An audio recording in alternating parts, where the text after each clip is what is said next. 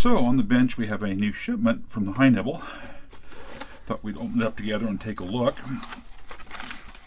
Got a couple bags of parts and a couple of printed circuit boards, and these are the boards for the Standalone VT132. So these are beta versions of the boards.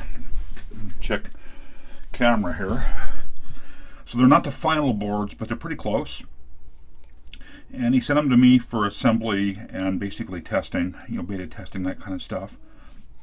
And he sent me two, which was very generous, and a couple of parts bags. So I'm going to set one parts bag aside and one board aside. Let's take a look what came along in the second parts bag. Now, it's not 100% complete parts here because he didn't have everything to kit up, but that's fine. I will make up the delta myself. So there's a couple of neat options here. There's our PS2 keyboard connector, and as I've hinted at before, there's this USB keyboard adapter.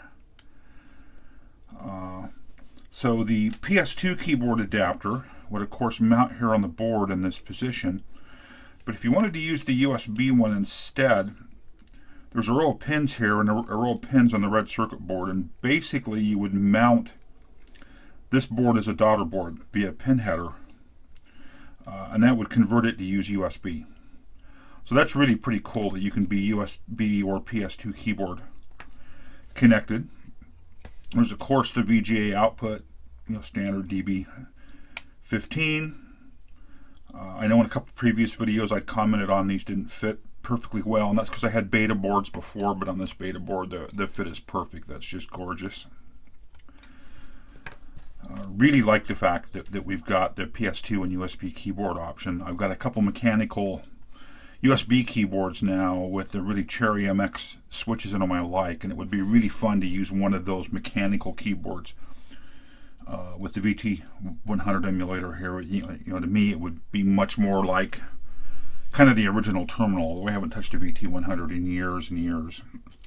There's of course the ESP32. This is the Rover, W-R-O-V-E-R. Of course, surface mounts on here. I know I'm kind of jumping around here. I believe in talking to Dave, he's going to pre-mount the little surface mount chip here on the USB adapter if you pick up that option. I think there's a couple of capacitors on there as well, or maybe resistors. They're tiny in that chip, but that's really pretty cool. Pretty cool little board.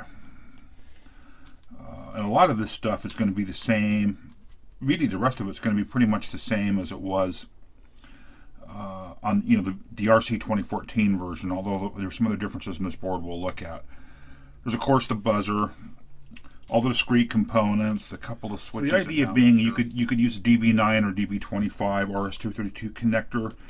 One of these is for the VT100 emulator, and the other one's for the modem that we've looked at in previous videos. So he, with a little bit of work, go on there. He's going to need a little bit of himself.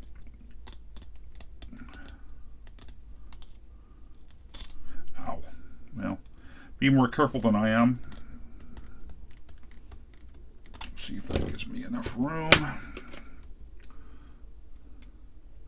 Yep.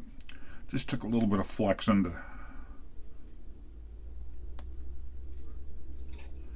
You'd be able to mount, like I say, a DB25 or DB9 for the VT100 and the terminal, or the modem, which is really pretty cool. This is designed to mount on a VESA backplate on like the back of a monitor, or in a case.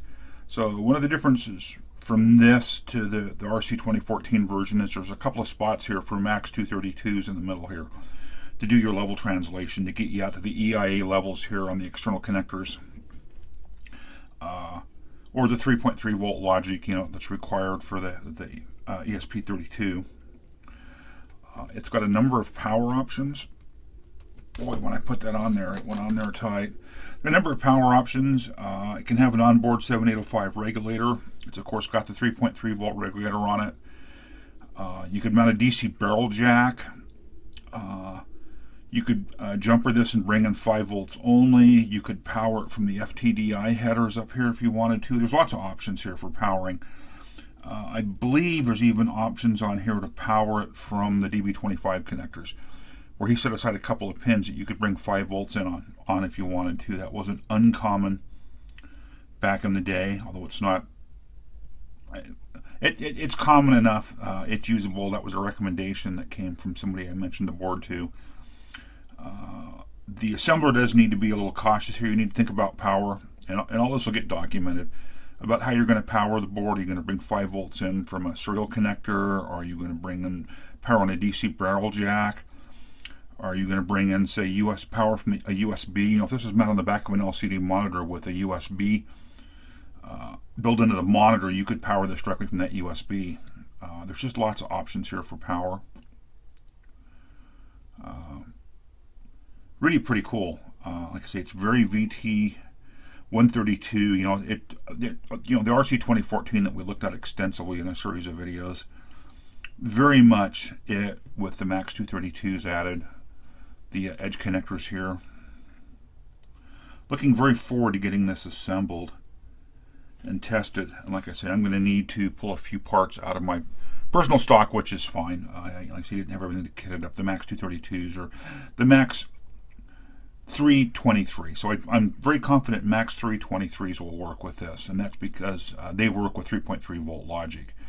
You could conceivably use a Max 232, but I can't guarantee without testing that'll work, because it's really designed for 5 volt logic, and it may not work. With the ESP32, it'll require some testing to know. I believe the ESP32 inputs are, at least some of them are 5 volt TTL compatible. He may have pre-programmed this. I know he was looking at pre-programming the ESP32s. Because this has been opened and resealed, I'll bet he pre-programmed this for me. I know he's going to ship these pre-programmed, so I'm assuming so. You know, thank you, Dave. That's very nice. So, anything else to talk to here? You know, it's going to be a lot of fun to assemble. I'm serious about that. I know there's something I didn't mention is there's some pin header positions for jumpers on here that have to do with DTE, DCE, etc. And I don't currently have the documentation for how to set those. I know there's a couple of minor layout bugs on this particular rev of the board that of course won't be on the final board. I need to be cognizant of. But you know, pretty cool. Definitely small enough to be mounted on the back of an LCD monitor. Even if you didn't use the VESA mount, it would be very easy to mount this on the back of a monitor. Dave's example, I'll see if I can find the photo for the video here. He's using the USB keyboard adapter and a wireless USB keyboard, so he's just got a, you know, like a 10 or 12 inch LCD monitor with the board on the back, a serial cable in, and a wireless keyboard in the front. And he's got himself, you know, a VT, really nice emulated, you know, VT100 terminal. You know, again, we looked at that emulation in previous videos, and it really makes for a really nice little install with a wireless USB keyboard.